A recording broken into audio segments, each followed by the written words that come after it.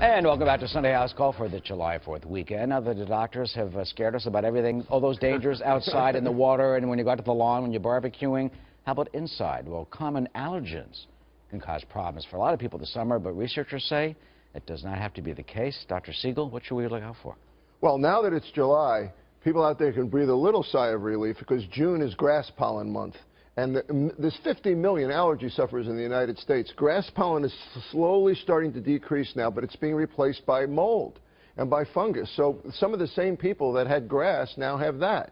How do you know if you have an allergy and not a cold? Well, itchy eyes is one idea. Runny nose is another idea. Sore throat. You may think that that's a strep throat. It may be your allergies. If you start to have a fever, Eric, or you start to have green mucus, that's probably an infection. But the runny nose and the itchy eyes and the sore throat and the fatigue, very common for general allergies. Then I would say, you know, shower frequently, change your clothes when you get indoors, see an allergist who may actually talk about things like antihistamines and nasal sprays. So, Dr. Samadi, what about the mold inside your house, dust, those types of things? You know, it's interesting. What they all have in common is that they mess with your immune system. So whether it's pollen or mold, what happens is they enter in your system through breathing, which we see it now more often. Between 5 a.m. and 9 a.m., you're going to have the highest degree of these pollens, especially when it's dry and windy. You're going to be in trouble. So what happens whether your mold or pollen gets into your system? Your immune system says, I have a foreign soldier in my body. I don't like this. I'm going to react to it.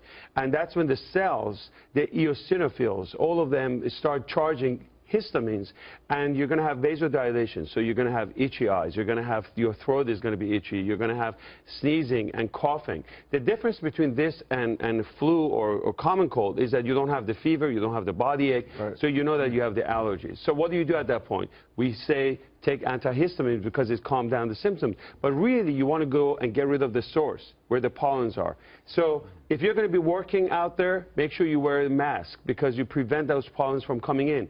If you have them in your nose, you want to use saline irrigation and clean up some of those things.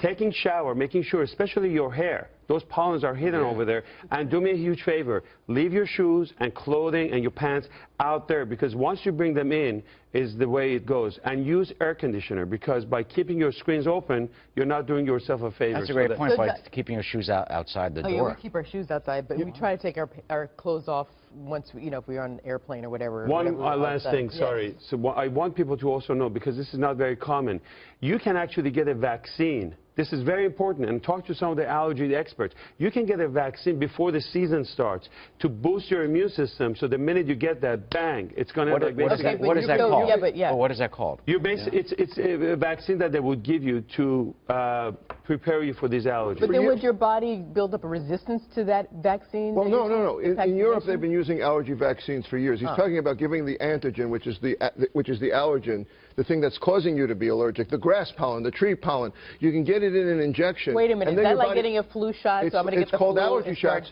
But now... It's not going to get you sick. It's not going to get you sick, but Arthel, now they have the ability to give it in drops that you can take under your tongue.